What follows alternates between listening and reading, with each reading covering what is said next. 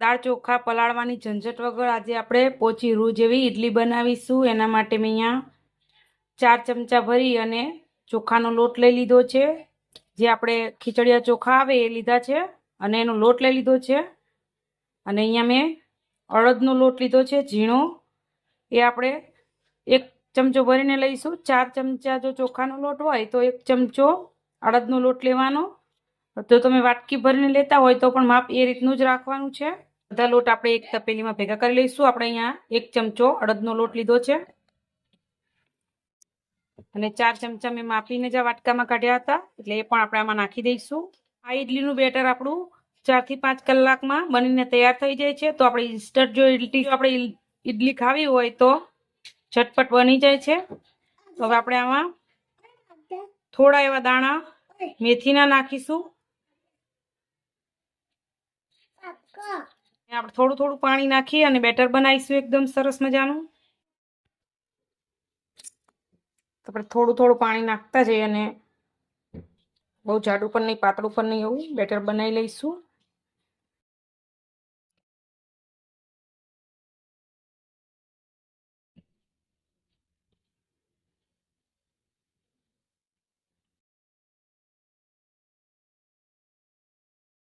આ તમે બેટર આ લોટ તમે આ રીતનું માપ કાઢી અને એક ડબ્બામાં ભરીને પણ રાખી શકો છો। તો જ્યારે તમારે ઈડલી બનાવી હોય તો તમારે માપ કાઢવાની જરૂર ના રહે।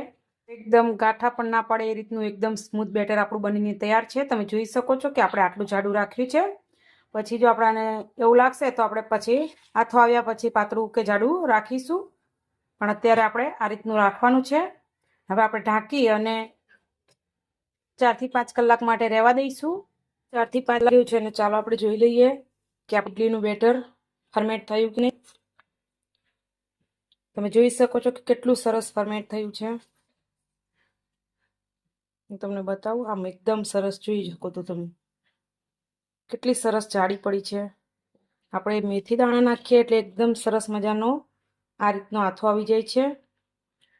સરસ આપણે મિક્સ કરી લેવાનું છે। એકદમ પોચી રૂ જેવી આપણી ઈડલી બનશે।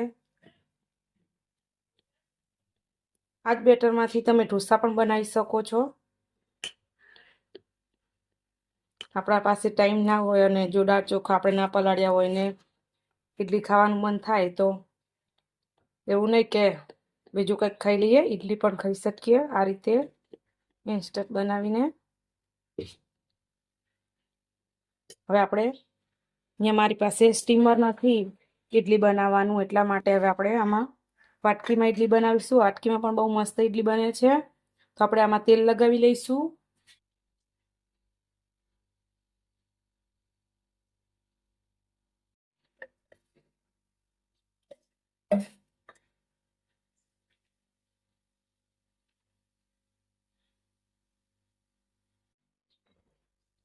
હવે આપણે આમાં સ્વાદ પ્રમાણે મીઠું અને ખાવાનો સોડા નાખીશું।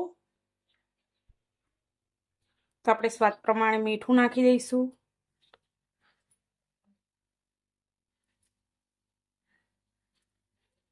ખાવાનો સોડા નાખીશું આપણે આટલો નાખીશું, તમે જોઈ શકો છો અડધી નાની ચમચી જેટલો। અને એક બાજુ આપણે પાણી ગરમ થવા પણ મૂકી દીધું છે, જેથી કરીને આપણે મિક્સ કર્યા પછી તરત આપણે ઈડલીને મૂકી શકીએ। ખારો ના નાખો તો પણ સરસ ઈડલી ફૂલે છે, પણ થોડો એવો ખારો નાખ્યો હોય તો એકદમ વધારે સોફ્ટ થાય, એટલા માટે મેં ખારો નાખ્યો છે। શકો છો આ રીતનું બેટર છે, આ પરફેક્ટ છે।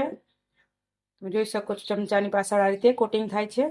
અને જો તમને વધારે પાતળું લાગે તો તમે આ ટાઈમે આમાં થોડો એવો રવો નાખી શકો છો, 2-4 ચમચી જેટલો, જો ઢીલું થઈ ગયું હોય તો। હવે આપણે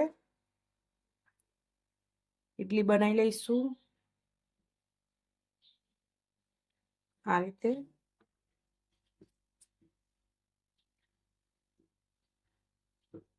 હવે ફટાફટ આપણે આને બાફવા મૂકી દઈશું। અહીંયા આપણે પાણી પહેલેથી જ ગરમ થવા મૂક્યું હતું, એટલે આપણે બધી વાટકીઓ આમાં મૂકી દઈશું।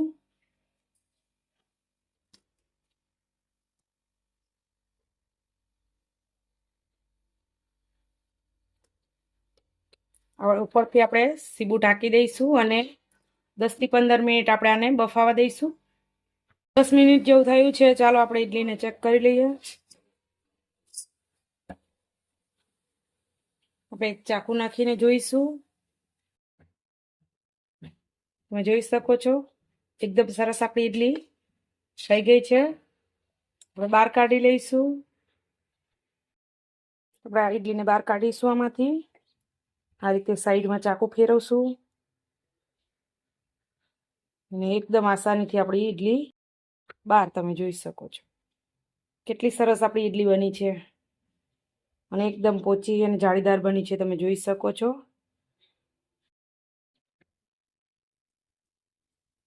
હવે આપણે ઇડલી સાથે ખાવા માટે એકદમ તીખી ચટપટી ટામેટાની ચટણી બનાવીશું.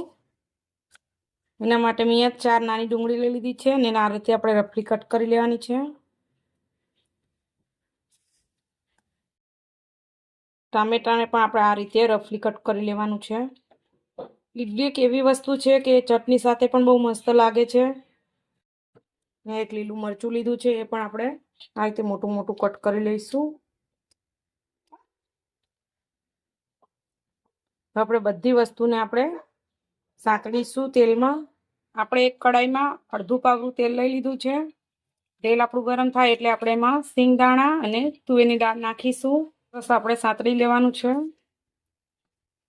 અડધી ચમચી આપણે લાલ મરચું નાખીશું.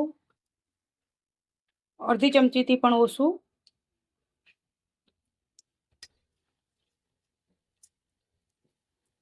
અને જે ડુંગળી ટામેટા કટ કરીને રાખ્યા છે એ નાખી દઈશું. થોડું એવું આપણે મીઠું નાખીશું.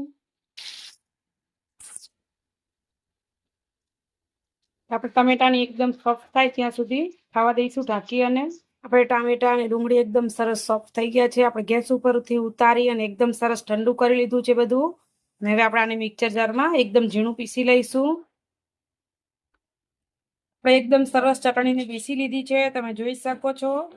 હવે આપણે એને એકદમ મસ્ત મજાનો વઘાર કરીશું. અહીંયા આપણે વઘારિયામાં 1 ચમચી જેટલું તેલ લઈ લીધું છે. આપણે તેલ સરસ ગરમ થાય એટલે એમાં રાઈ નાખીશું. તેલ ગરમ થઈ ગયું છે, આપણે રાઈ નાખીશું. જીરું નાખીશું. હિંગ નાખીશું.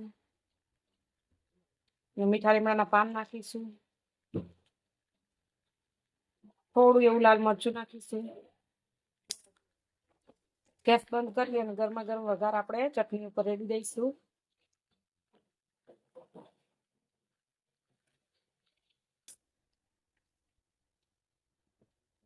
તૈયાર છે આપણી એકદમ સોફ્ટ ઇડલી અને તીખી ચટપટી ચટણી. એકદમ ઝટપટ બની જાય છે અને એકદમ ટેસ્ટી એવી બને છે. તો જો તમારે ઇન્સ્ટન્ટ ઇડલી બનાવવી હોય તો આ રેસીપી તમારા માટે છે. અને જો રેસીપી ગમે તો લાઈક, શેર અને સબસ્ક્રાઈબ કરવાનું ભૂલતા નહીં. આવજો ને જય શ્રી કૃષ્ણ.